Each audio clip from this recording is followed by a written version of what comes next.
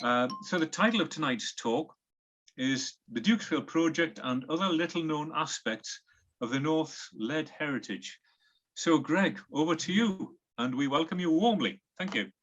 Thank you, Alistair. Thank you. Right, let me get this screen share up and running.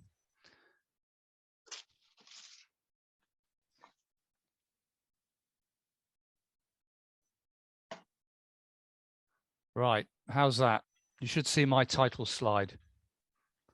And I'll try to put myself right up in the top corner out of the way so you can see as much of the slide as possible. Sorry, Greg, can I, just before I mute myself, can I remind everybody to mute while Greg is talking? And at the end, we'll open up if you indicate whether you have a comment or anything to say. Sorry, Greg, I'll now mute myself. Okay, all right. It looks fine, Greg. All right, thank you. Thank you. Right, thank you for that introduction, Alistair. Alistair asked me to talk about the Dukesfield Project. And so I want to talk a bit about the site, Dukesfield, the project we carried out, the archaeology, and then also talk a bit about the history that we learned from it over the course of the project itself, and then also since then. But let me start by talking about the location of this site. So here's, I guess, you folks, at least based here, if not all in Alston and the area. Dukesfield is here. It's about 3 miles south of Hexham on the Devil's Water, which is a beautiful little valley south of Hexham. So that's the site where we based our project. It started in really with some thoughts in 2010 about the dilapidated state of this well-known local landmark we're known as now as the Dukesfield Smelting Arches, but we're just called the Dukesfield Folly. People weren't sure whether it was a lime kiln, literally just a landlord's folly. In some cases, people thought, was it the end of a railway bridge? And again, here's another image of it as it was 10 or 11 years ago in a pretty sorry state. We actually did a bit of digging around just in terms of the basics before we started our project, and discovered that it did actually appear to be the remains of a lead smelting mill, and which a number of people had poo-pooed that suggestion. But anyway, these Gothic ruins are, a well-known local landmark, and we discovered that it was in fact central to an important regional industry before and during the Industrial Revolution, and actually responsible for aspects of our regional heritage that hadn't really been previously recognized. And I want to talk about one or two of those tonight. But firstly, a bit more detail on the location, which helped us to pin down its exact use. To bring up the more local map, here's the Devil's Water. The Dukesfield site is there in the outlined in red. And what remains on the ground are really these arches that span a little burn, the Hall burn, as it runs down to the Devil's Water. But we were able to match it up with an estate map from 1802, which showed quite unambiguously that it was in fact the site of a smelt mill, and quite a well-developed and important site. You can see here a mill race coming around and spilling down into the burn, but with tail races, launders running off into the building here, labeled the smelt mills. To this building, which we're pretty sure was a lead refinery, which also then produced silver, a store for peat, because this was known as Peat House Pool in this corner of the Devil's Water, and probably Bingsteads for ore coming in as well. And this, we think, may have been a stamp mill just for crushing up old lead slags. So quite an important site, extensive buildings. The only thing we could date was from some of the records, the accounting records for the site, were that these arches, we think, were probably built in about 1765, because that's one summer in which there was next to no production, which would have given them time to have been constructed around about then. So this was, as I said, quite an important site. May as well just divert briefly for a word on lead. It's something which we're all familiar with, but we aren't perhaps these days, because of new products we have, its uses were far more widespread, because it was in effect the plastic of its age, widely used in sheeting for roofing, obviously for pipes and plumbing, which is where the Latin name plumb gave rise to our use of the term plumbing, because it's a fairly easily worked and non-ferrous, and therefore doesn't rust metal, very useful for pipes, roofing, to keep out the wet. Derivatives of it were used to go into paint, white lead, by a further process which was fairly distasteful by modern standards. If lead was refined, one of the byproducts of refining lead was litharge, which could then be reduced to produce red lead, which went into crystal glass, and hence our term lead crystal. We think that red lead from this area of Hexhamshire went into the glass industry down at Ousburn on the Tyne. Another handy byproduct of refining lead was silver. Although North Pennines lead doesn't have a very high silver content, nevertheless, it's quite a useful byproduct to have, and quite a lot was produced and refined at Dukesfield. And of course, bearing in mind human nature, there was always a use for lead shot. This reenactment scene slightly worries me about the platoon commander's approach to health and safety, because he appears to have given the order to fire and then stood exactly in the way of the line of fire itself.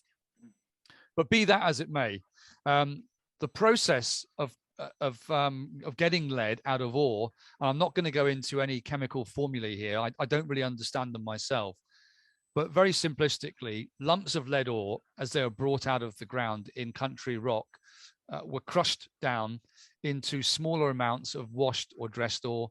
So all of the useless gang country rock was removed to get down to the small bits of ore that could be taken forward to be smelted, and smelted down into pieces, pigs, ingots of lead. The process of smelting typically reduced the weight of the dressed ore by about 50%, which is quite an interesting point to bear in mind when you consider the location of Dukesfield smelting mill juxtaposed with the location of the North Pennines lead mining zone. Now in Alston, you're very much within it. Dukesfield lies outside the lead smelting zone. The image we associate with lead mining, of course, tends to be of the North Pennine uplands that you have up in the hills beyond you in Nentdale, the South Tyne, and up onto the fells beyond. Whereas Dukesfield, of course, was in a lower location in woodland, which actually explains the reason why it was worth carrying lead ore, in this case, for Dukesfield's case, from the upper reaches of the Allen, in the East Allen and the West Allen, over the tracks across the hills and down to the smelting mill on the back of pack pony trains, as you see here in this illustration. That's 10 miles or so. Now, bearing in mind that smelting reduced the weight of the ore by about 50%, that's quite a long way to carry dead weight and pay for it. But the reason typically tended to be that's where the fuel was. Alston Moor was famously denuded of woodland by the medieval period, because there are petitions and complaints about that, for example.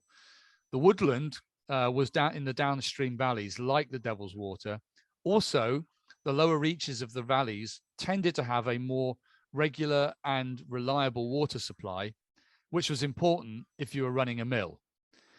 One other advantage was that mills like this were actually on their way to the markets, which in the case of nearly all the lead from the North Pennines meant the ports, primarily Newcastle and Stockton, and to some extent Sunderland for some time.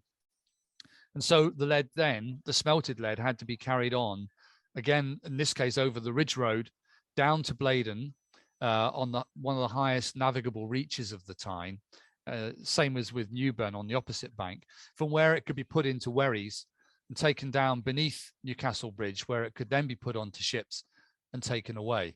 And I'll come back to that a bit later. But so somewhere like Dukesfield lay in between the mines and the markets. And so when we conceived of our project, we thought, well, Dukesfield only really makes sense in the context of the roads that connected the mines to the mill and then connected it on downstream to the river, which is why we called our project the Dukesfield Smelters and Carriers Project, because mining's had a fair bit of attention, smelting's had some attention, but carriage hasn't had a great deal of attention. There are one or two good articles written about it fairly early. Alan Blackburn from Rookup, for example, wrote a good article on the carriage in one of the Friends of Killop publications about 20 or 30 years ago.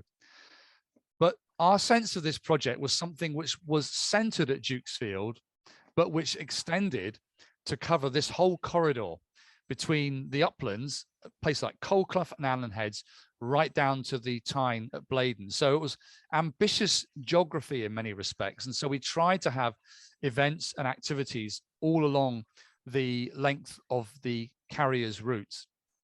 Now, the project itself, though, centered at Dukesfield, started off with an arts event because we wanted to give people the chance to capture their impressions of the site before any of the conservation work was done to it. And out of that came a number of workshops like art printing, some paintings which went on display here and there. Cards were printed from it as well. And then in 2013, when we got the grant and were able to get going properly, we then got on with the conservation work. I should say that we got a total of grants adding up to £275,000 from the Lottery Fund and from various other charitable trusts, which meant we could have a wide scope of work. Clearly, the physical conservation was the centerpiece of the project, but the lottery were, rightly in my view, not interested purely in building conservation projects, but a range of other things to go around the outside of it. And so we had a whole range of other activities that we carried out alongside the physical conservation of the arches themselves. And this ranged from things like a heritage cook-off day, you see there in the top left, archaeology in the middle. Some of you may recognize Pete Jackson and his wife Joyce there. We'll come back to that in a moment. We even down on the bottom left had a play. We had a local playwright who wanted to write something about the Dukesfield and the lead industry and wrote a play called Carry On Mining, or, get it? We even had a project beer, the Hexhamshire brewery, Jeff Brooker, RIP, brewed for us a beer which we then named via a competition and got Paul Mooney, the weatherman, to come and pull the first pint for the guy who came up with the, I apologize in advance because of further cringe, awesome ale, which is occasionally still brewed by the Hexhamshire brewery. When the conservation work finished on the bottom right, we got the then Shire's oldest resident, Ridley Rodham, to come along and top out the building with Gary Simpson there from Heritage Consolidation, who are our main contractors. And then above that is one of our milestones. And we thought one way in which we could leave some interpretation around the region, which really brought out the breadth of what the Dukesfield project was trying to do, was some stone carved milestones. So there's one, if you go up to Killop, on the way in from the car park to the main site, there is a milestone there which says mine, and then has an arrow saying how far to the mills, and then so that people who see it can connect this with a stone horse with some packs of ore on its back.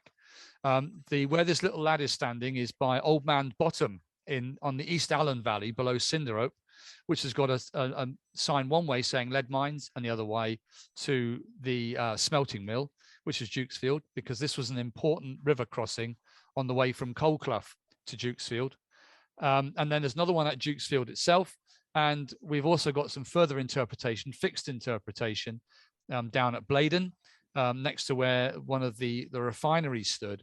And we've got other interpretation panels around the site at Dukesfield, which give you a good insight at 2 or 3 different levels as to what went on there, so that nobody need to stand there and think, what on earth was this anymore?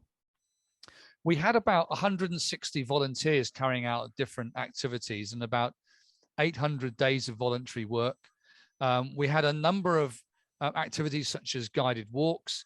We had several exhibitions in the course of the project, including at the arches themselves. We went to the local Slaley show on more than one occasion.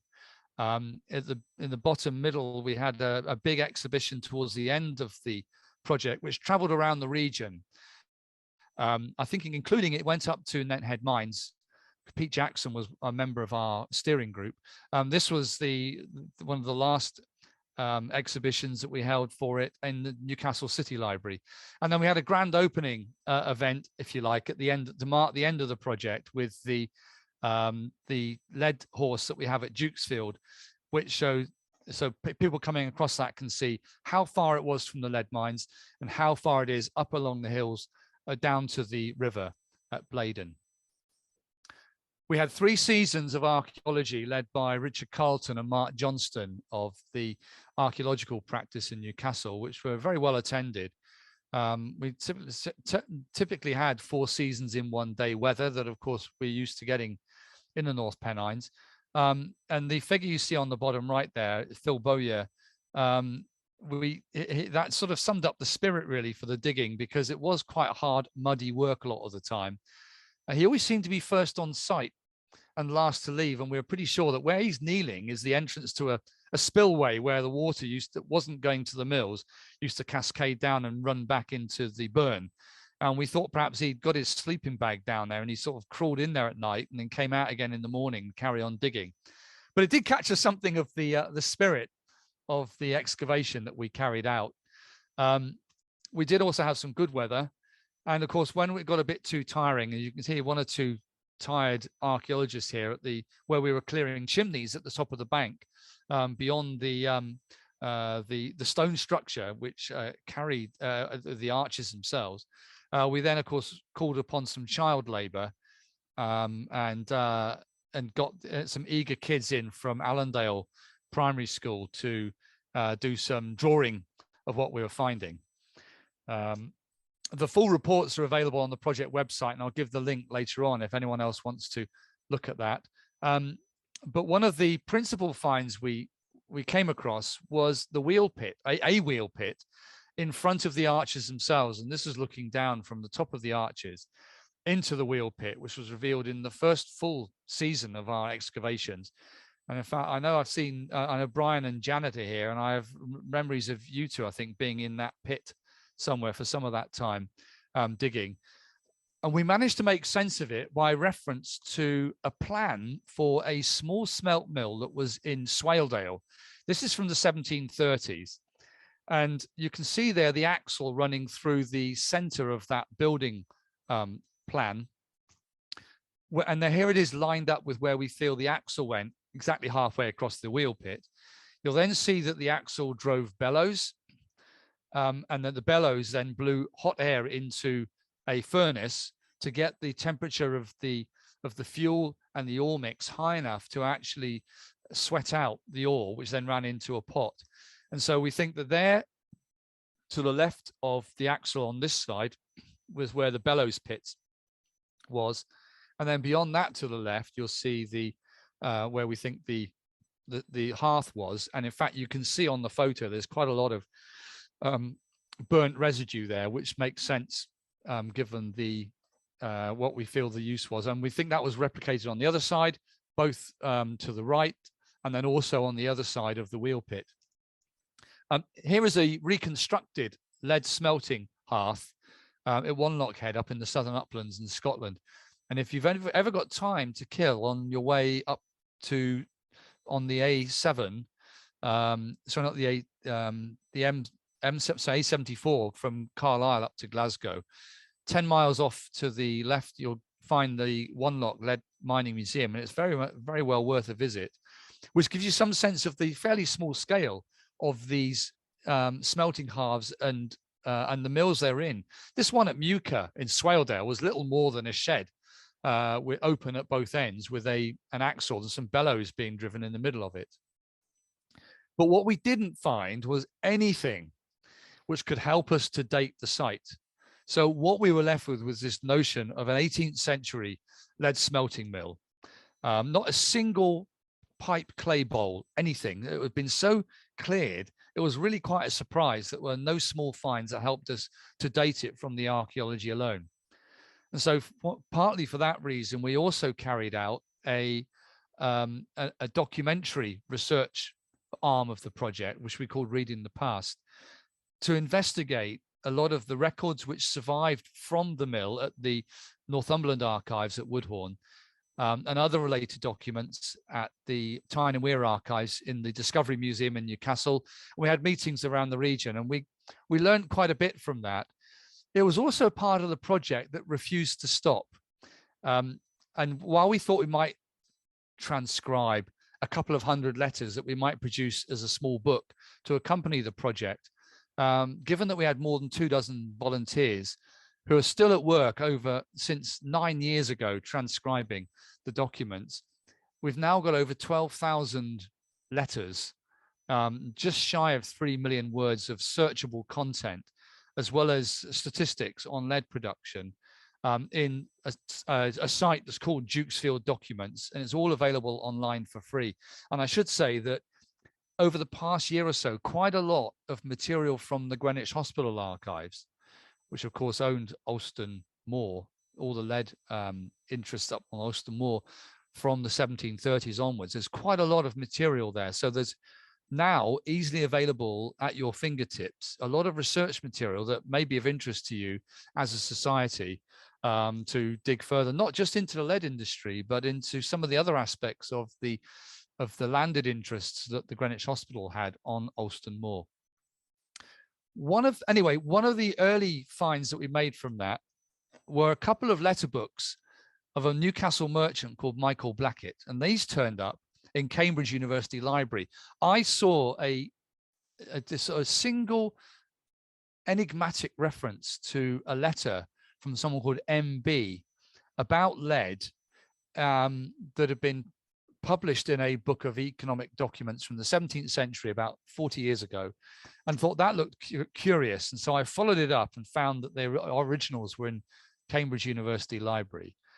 And these turned out to be really interesting copy letter books where he put his own copies in of letters that were sent out to his correspondents.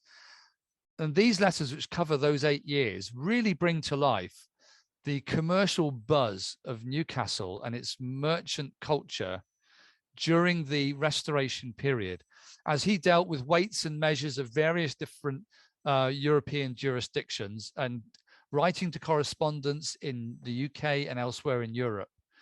But of more particular direct interest to us, Michael was the second son of William Blackett, and many of his letters gave reports back to his father of the performance of his father's lead business, and from which it became clear that William was in fact responsible for the Dukesfield mill, and it was producing a huge quantity of lead by the mid-1670s, so possibly getting on for a century earlier than we'd perhaps previously thought, not securely documented before the early to mid-18th century. Now, here was detailed reports on exactly what was going on there much earlier. Michael's letter books contain about 1,600 letters, and transcripts of all of them are available in Dukesfield Documents. And so they bring out not only what the site was, but gave us 1 or 2 clues perhaps about the early configuration of Dukesfield. So to go back to that plan from 1802 for a moment, one of the things that's curious is that now the brown run of the chimneys there with the arches in them, dated 1765, carried fumes away from the hearths along horizontal chimneys to taller chimneys at the end of the run, down at this end, so they would disperse further, and that's on top of a bank. Now, if you were building a mill from scratch, you would probably extend that straight run up to the top of the bank and have the mill building on that sort of footing. Whereas what you see here is a structure which firstly joins the mill itself at an oblique angle and then bends further away, which suggests very strongly that actually the original core of the building must have predated the later chimneys that were added. Something else we noticed, particularly after heavy rain in 2012, where the Hall burn burst its banks, was that its original course, actually, the original fall goes right down, straight on down. It's actually been diverted and culverted underneath one of the arches today, which would have meant it ran parallel to the end of the mill building. So it's made us speculate that the original power supply to the mill came from a wheel on the end of the building, driven by the Hall burn. Michael, in one of his letters, said there happened a fire at the west end of the West Mill, but did no harm at all. They now intend to pull down that chimney and build it again with tile. Now, this was the only mill that we could see, but that would be a West Mill. We didn't excavate on that side of the pathway, so it's possibly still there. But what we did excavate was up by the end of the mill race, where Phil Bowyer was, we think, camping down in that spillway there. This is after he did a bit of restoration work. But what we discovered was some wooden shuttering beyond the later mill race itself. Unfortunately, the wood was not in a state where we could hope to get any carbon dating from it. But it did show that what was just the end of a tail race was previously quite an important pond, which we think would have made sense to try to husband the water from an otherwise quite small and unreliable burn to store it to keep the mill running. It was fed primarily also by a much bigger and a very impressive mill race taken from the Devil's Water itself. That runs for about half a mile from where it's taken off the river for much of that way on top of a very impressive earth bank. It's a serious piece of civil engineering. And we think it could have been built from as early as the 1660s, because that ties in with the dates on which we found that Blackett bought land in the area. Now, so that suggests that even at that date, this was a far more important mill than, here's one from the Peak District in the 17th century. Again, like a small shed. Instead, it became clear from Michael's letters that by 1675, it was perhaps more like the kind of much later mill. This one is from Lead Hills near Wanlock Head up in Lanarkshire from about 1780. By 1675, Dukesfield had 6 smelting halves at work, and another 2 were planned to be built that winter, which would have given Blackett 8 there. He already had 3 halves at work at his further mill and the lower branches of lower reaches of the River Allen at Planky. So this was a really important site and capable of smelting ore from various different sources simultaneously in different halves. Here you see 2 smelters at work. They're ladling the molten ore from the sump, putting it into a mold, and once it cooled and dried, it would be tipped out and join these other lead pigs and pieces on the floor before they get carried away. So Blackett was running a large mill, and we think actually it was probably by the 1670s already the largest lead smelting mill in Britain, and probably remained the largest for the best part of a century afterwards.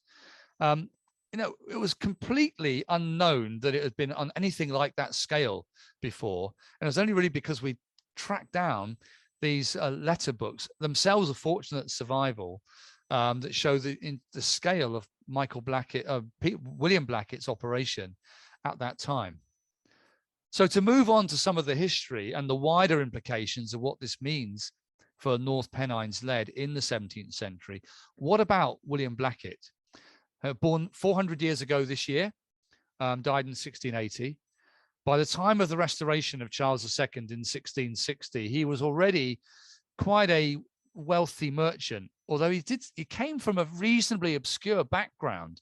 But nevertheless, his father was able to apprentice William and one of his elder brothers to be apprentices in Newcastle's Company of Merchant Adventurers, which was the premier of merchant of guild in the town at the time.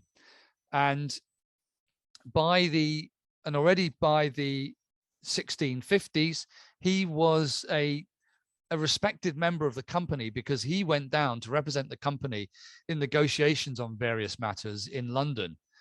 In 1652, he became a member of the Hostman's Company, and therefore one of those who had rights to the monopoly of coal trading on the Tyne as well. And if anything, Blackett is probably better known for his involvement in the coal industry than he is with lead. So he was quite a prosperous guy by 1660, mainly because he'd been a trader.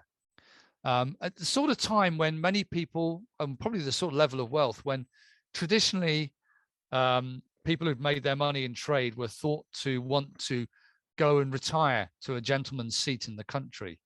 Blackett didn't do that. In fact, he stayed living in his house right next to the old Tyne Bridge.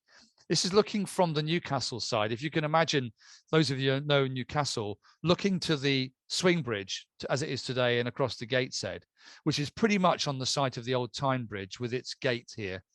Blackett lived in this building just on the upstream side of the bridge. You can even see sails here in this gap between the building and the next building here, just along from the Guildhall, which is just over this way. And Blackett lived there until the mid-1670s, close down by the river. For him, buying a landed estate did not seem to be a priority. Buying mining interests most definitely was. And in 1659 to 60, he bought out the last 9 years of a lead mining lease in Allendale bought it from the lessee of John Fenwick, the Fenwicks who owned the mining rights in Allendale and the manor of Hexham at the time. And he paid £1,400 for this. So think maybe perhaps £1.5 million, probably more to the point. It was probably a good third of Blackett's entire assets at the time. Quite a punt, because it relied upon the lead remaining viable, that if he carried on digging, the veins wouldn't just dry out, as they often did, and also on the market for lead remaining buoyant. And in that respect too, he was fairly fortunate. He was the governor of the Hostman of Newcastle. We found he bought Dukesfield in 1665, which sort of follows on from taking the mining lease. As you can see there, it's in its downhill location away from the lease area itself. So Dukesfield was almost certainly bought the estate in order to build the mill on it almost soon after. So he was probably smelting lead from there from 1666. And as that turned out, very fortunate timing. Now you can imagine him perhaps sat with his fellow governors of the Hostman's Company in early 1667 in a coffee house in Newcastle or in the Guildhall, while they grumbled about a new tax levied by the City of London, a tax of a shilling on every chaldron of coal being imported to London, which effectively, of course, was a tax on Newcastle. But Blackett had his eye drawn instead to a particular clause of the Act that brought in this tax, because this Act was the Act for the rebuilding of the City of London after 1666's Great Fire in September. And the Act for the Rebuilding of London had its clause: in front of all houses erected in the high streets, balconies 4 foot broad, with rails and bars of iron shall be placed, water falling from the top of said houses to be conveyed into channels by pipes on the sides and the fronts of the houses. Now, a lot of lead was going to be needed for those pipes, for the flashing, for the guttering, because all of the lead that had been consumed in the fire literally was consumed. Lead could normally be recycled, but John Evelyn, the diarist, recorded lead running in rivers down into the river, irrecoverable. Blackett would have seen for himself in the course of his visits to London in the 1650s just how dynamic the capital was. And these plans, the first plans were laid for rebuilding London within a couple of weeks of the fire itself. And this act was passed scarcely 5 months afterwards. A lot of lead was also going to be needed for the roofs of the more substantial buildings that were erected in the streets. About 13,000 houses were destroyed by the Great Fire. And in the late 1660s, the early 1670s, at least 9,000 new ones were built. And then Wren came along to redesign and rebuild at least 51 churches in London, plus St. Paul's Cathedral, of course. And I do sometimes wonder how much North Pennines lead, and this is St. Lawrence Jury, just outside London's Guildhall, how much lead North Pennines lead is or was on the roofs of Wren's churches that were built after the Great Fire. All of this, of course, was a great opportunity for someone like William Blackett, already a trader, and as part of the Newcastle merchant community and hostman, well wired in with to correspondence and trading partners in London. Now, we don't know exactly what went through his mind, but what we do know is that within a year, he made a couple of important moves. Firstly, that mining lease was due to expire in 1669. So, but Blackett preempted the expiry, not taking any chances, and with Sir John Fenwick of Wallington, renegotiated the lease on his mines before the end of 1667.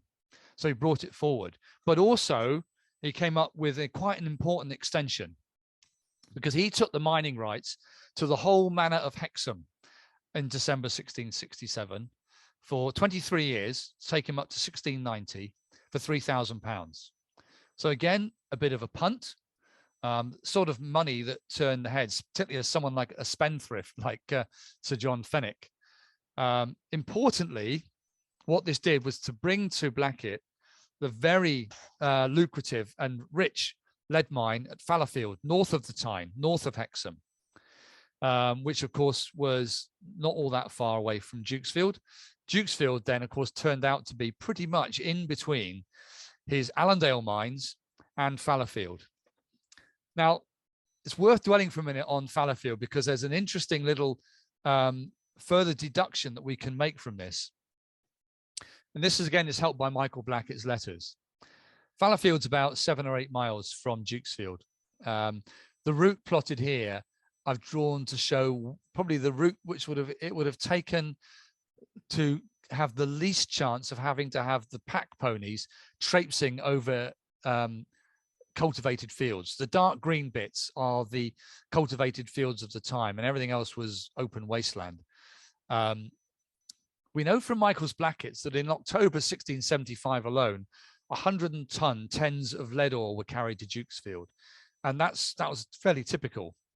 That was about 1,100 horse loads of lead, which, if you do the sums, is 43 horse loads a day for 6 days a week. That's quite a lot of heavy traffic. Fairly straightforward route, perhaps, except that there was no bridge at Hexham. And there was a petition that actually documented how dangerous the Tyne could be at Hexham. Often sort of times people taking a risk of either fording across or taking a ferry, but at risk of losing their goods or losing their lives. Even claimed that at one point upwards of 30 people lost their lives and their goods trying to ford the river at Hexham. Now, there was a bridge at Corbridge, the dilapidated medieval bridge, so dilapidated that the county justices of Northumberland pleaded with Parliament to be relieved of their responsibility to maintain the bridge, given that nobody used it. Well, they didn't use it because it was dilapidated. So that petition was heard by Parliament, but it was followed by a counter petition from the citizens of Newcastle, who were vehemently opposed to the bridge being given up by the Northumberland justices. They said it was a very important bridge, critical to His Majesty's trade, east to west from Cumberland, where a lot of cloth came from Cumberland and Westmoreland down to Newcastle. A lot of supplies went from Newcastle over to Cumberland and Westmoreland on horseback. And if this was lost, then obviously great detriment to the revenue and the exchequer of the crown, all the usual sort of pleading you would get in a petition. Parliament upheld the petition and dismissed the one from the Northumberland justices. Now you look at that, you think, actually, how important is a bridge at Corbridge to east-west trade along the Tyne Valley? Because most of the roads either hug the south bank of the Tyne or the north bank. And there's a bridge at Hayden Bridge further upstream to the west. And arguably, any such route perhaps is far less important than, just for example, a route from north to south that might perhaps help carry lead ore from a lucrative lead mine to Dukesfield. So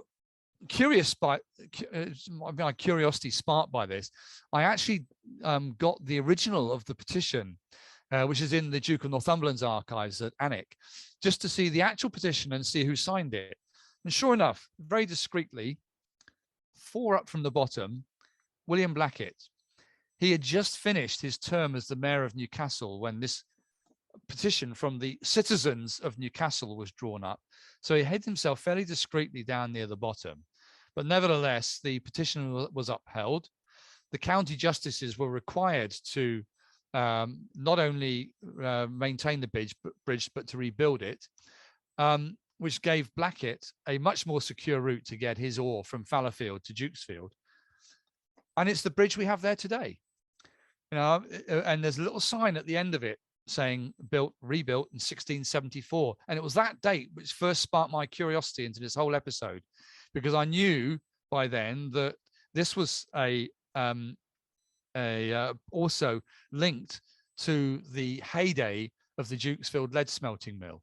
And so there it stands today, the bridge at Corbridge, hitherto unrecognized as part of the lead mining heritage of the region. And I think also a tribute to the sort of Machiavellian political skills of William Blackett in getting the ratepayers of Northumberland to pay for a bridge, which was going to be a huge benefit to his own business in smelting lead.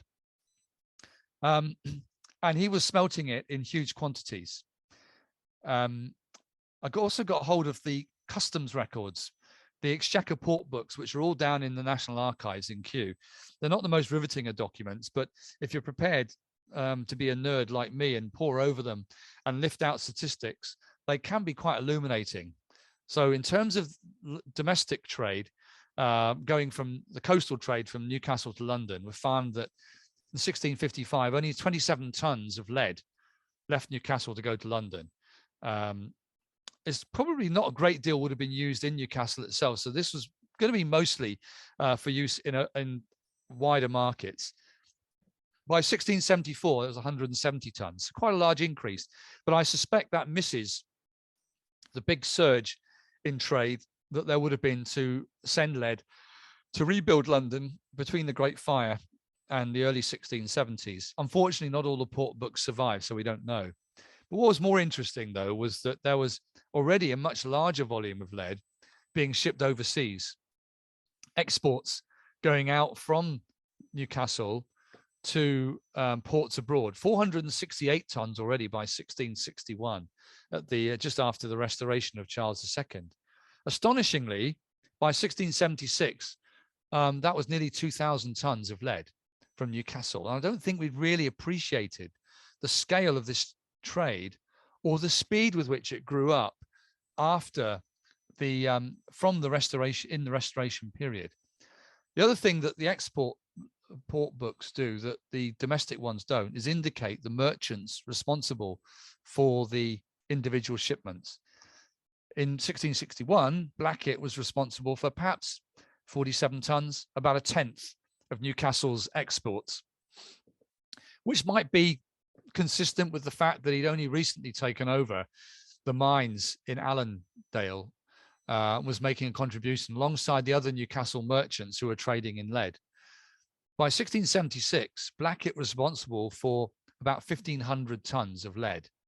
You can look at this another way and say that just about all of the growth in that 15 years was driven by William Blackett's business, because the non-Blackett share had hardly changed, or the total amount had hardly changed in that 15 years.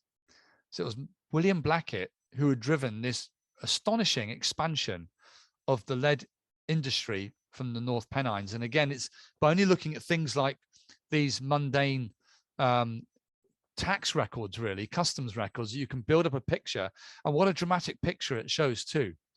But yeah, you can also get a sense of it from the map.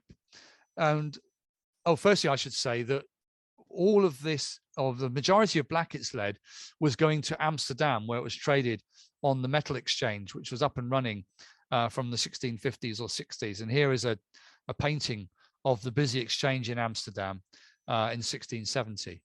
And from all of the northeast ports in that year, here is where the overseas destinations of where all the northeast lead was going to, as well as shipments going to London and up to Leith for Edinburgh. So you can see what an how internationally connected the North Pennines already was through the region's ports. And what it brought home to me was that this little quiet corner of Northumberland that's seen as being such a little gentle backwater now, and it is, was 350 years ago tightly connected into the international trade in Northern Europe. Over 1,000 tons of lead a year that was smelted at Dukesfield was being carried over the lead road down to Tyneside and being taken out and sold in Amsterdam. A direct connection between sleepy Hexhamshire and the Europeans' lead markets. We also see the growth in the trade by looking at the map. Now, here again, this little grey blob is roughly the lead mining zone in the North Pennines. Before 1660, there are only 6 or so mills that we can fairly safely document. Again, part of that pattern all around, outside the lead mining zone, lower downstream from the hills themselves. This is not certain. I'm almost certainly going to find more.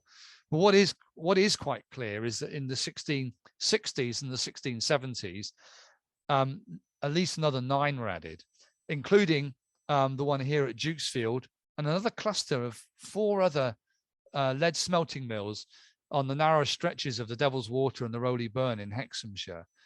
So more than twice, or as many again, and more in the 1670s, and still further lead smelting mills added in the 1680s. This was, and you can see here it's largely part of that same pattern, and in a ring, largely facing towards Newcastle, Sunderland, and to some extent down towards Stockton. I suspect we're still missing 1 or 2 from this map down in Teesdale, and possibly also 1 or 2 over on the west side of the Pennines. But as far as we know, Carlisle wasn't really an important port, and it's quite a distance from there to carry heavy stuff like lead down as far as Whitehaven, which was hardly developed at all by then. So this was very much a trade dominated by the merchants of Newcastle, and that's why we've got this. This was the orientation of the mills. And there's a little microcosm. You can see an example of it from your neck of the woods too. If I talk for a minute here about Blahill and Whitfield, the Blahill mines were let by the Radcliffes, Earls of Derwentwater, to John Errington of Beaufront in the 1680s, both of them Catholics. In 1689, Errington was given permission to build houses for his miners at Blahill. So again, gives some sense as to the importance of the mine, the rising importance of it. A deed 10 years later talked about Thomas Lorraine of Whitfield Lead Mill in connection with Blahill, and so it seems quite likely that in terms of those routes from the mines down to the mills, here was a route following the old lead road that goes up over the fell from Blahill and down over into the West Allen and on down to Whitfield to be smelted, and then carried on from there on down to Tyneside. But Lorraine was mentioned in connection then in a partner in the Blahill lead mill then being built alongside the Erringtons. And this signified what was starting to be a shift in the location of the smelting mills from the downstream woodland mines up into the hills themselves, where, despite there not being any wood left, there was a new and suitable fuel, peat. And it's really only from about the 1680s onwards that we start seeing peat being used for smelting lead. And this seems to have been exemplified here by the introduction of a mill at Blahill, the site of which I think is probably quite lost underneath some of the later workings for mining.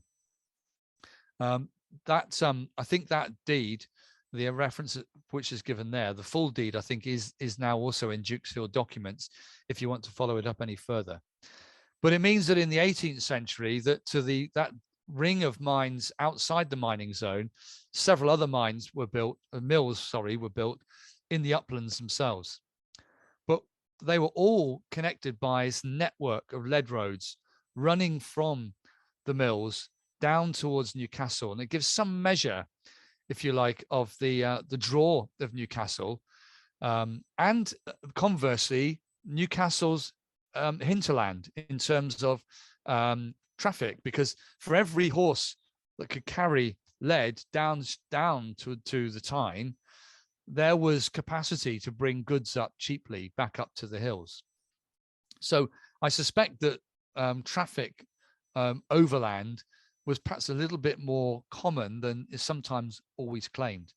And lead could bear the cost of that overland traffic because it was quite expensive. You could never mine coal for sale by sea more than a mile or two from navigable water, but with lead you could and did.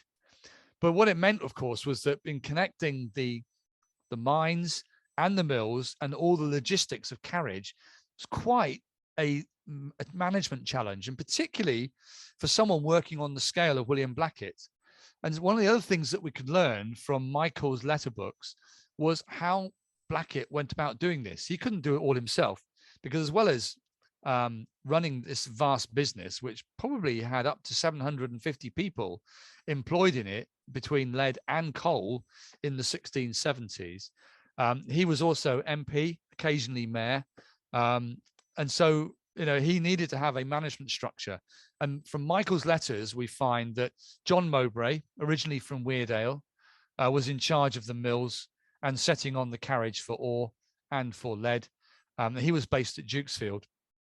His brother, Richard, was the mining agent at Allen Heads, responsible for the mines at Allen Heads and Coalclough. And William Blackett's nephew, John Blackett, had a similar job up at Fallowfield. And at the other end of the lead road, a guy called Michael Robinson was installed at Blaydon, and he was in charge of the staiths, and so keeping the lead safe and secure, and then organising it to go on keels and wherries down the Tyne on the tides to blow the bridge where it was cellared and then sold. So that's interesting as far as it goes in terms of some idea of the structure. What's also interesting is I started looking at some of these locations. Dukesfield Hall, which is just up the hill from the mill, a lot of work done on it in the 18th century, but at its core, according to Peter Ryder, a 17th century building, and quite a substantial one. The sort of house that would be suitable for a man who's meant to have some local standing, the local mills agent. And then you go and look at Allen Heads, the Allen Heads Inn, which is easily the oldest building in Allen Heads. And you see a very similar pattern. Again, the Allen Heads Inn is said to be 18th century, but it's got stonework which gives 17th century dates on the inside. But if you look at that central section, centered over the door, very, very similar to Dukesfield, for two brothers, a mines agent and a mills agent, probably built around about the same time in the late 1660s, early 1670s. And then Fallowfield House, again, a similar pattern, maybe not exactly the same, but Fallowfield House, again, it's got very much that 17th century style with vertical runs of windows above each other. And we probably could add a fourth to that down at Blaydon, where this substantial building was still owned by the family 200 or 150 years later, but is now completely lost because it's pretty much underneath where the roundabout is at the end of the A695 as it comes down towards Blaydon Station. But these buildings, again, there has been no reason to connect them together before. But again, I think these, again, are hitherto unrecognized, quite vivid reminders of our lead mining heritage in the region, and also a testament to the endurance of the management structure that William Blackett put in place, because that set of responsibilities was pretty much unchanged by the 1730s and onwards. Dukesfield got bigger in the course of particularly towards the end of the 18th century, because lead production from Dukesfield was up to over 3,000 tons by the time of the Napoleonic War, when the demand for lead really rose dramatically. 3,000 tons is just an abstract number. For me, at least, it has a bit more bite when it gets converted to what that might mean for a daily activity during the summer in, say, 1800. You can see those numbers for yourselves. But there's a lot of movement of bringing in ore, fuel, a lot of activity in smelting. About a third of the lead was then refined for silver, litharge, and then refined lead. The litharge and silver being taken away, litharge to the for red lead production down on Tyneside. 25 cartloads of lead a day taken away.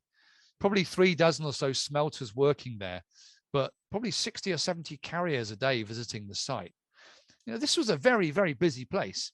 This is Peter Ryder's reconstruction of the site as we first thought it after our first season of archaeology.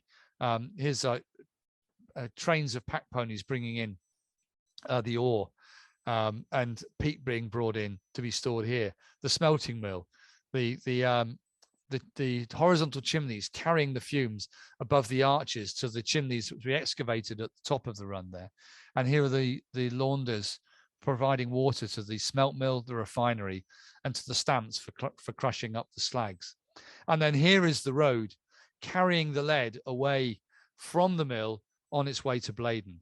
And that road is still there. It's a footpath now. It runs up from the woods, through the woods, from the mill up to the hall. And although just a footpath now, you still get a sense for that at its time it was a very well made and graded road along which a great deal of lead left from here to go to Newcastle, to London and the world. But it was these roads and the pack ponies which eventually did for Dukesfield in the 1830s. Bear in mind that all of its lead ore came overland, over the hills from Coalclough, from Allen Heads, and Killop at the head of Weardale, on the backs of pack ponies. And a calculation which I actually put together from raw material in some later letters showed that it cost £3,500 roughly to carry 3,000 tons of lead in terms of the ore to the mill and then the carriage of the lead from the mill down to Blaydon. £3,500, so over £1 a ton. Now, from the late 1820s,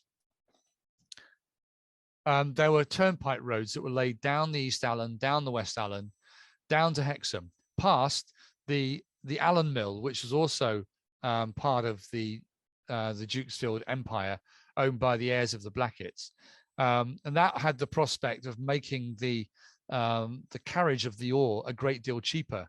But of course, the road didn't go to Dukesfield. It might have stayed. It may have been changed to the Allen Mill, except that it didn't have the capacity. However, in 1835, land or as capacity at the Langley Smelt Mill became available. And almost immediately, Dukesfield was shut down because the other half of the calculation that was carried out by the agents at the time said, well, ore carriage, 1,200, lead carriage, 1,300, total 2,500. That's £1,000 a year to be saved, getting on for a third of the cost of transport by shifting production to Langley. So Dukesfield was closed down. The lead carriage cost a little bit more, but only until the Newcastle to Carlisle Railway was built, which also opened in 1835, the first section of which ran from Blaydon to Hexham, and the first trial runs of the railway carried the lead on down to Blaydon to the refinery owned by the Beaumonts, the heirs of the Blacketts. So that really was the end of Dukesfield. The mill itself was demolished in fairly short order. And the only bit left standing were the arches themselves. We think probably because they would be known to have been by far the most toxic part of the whole site. But had they not been left, then probably there wouldn't have been there this well-recognized and well-loved landmark, within Hexhamshire, and probably would never have given us the spur to get started on the project in the first place. And if you're interested in all this, there is quite a bit more material available. The project's website, dukesfield.org.uk, you go to the section downloads.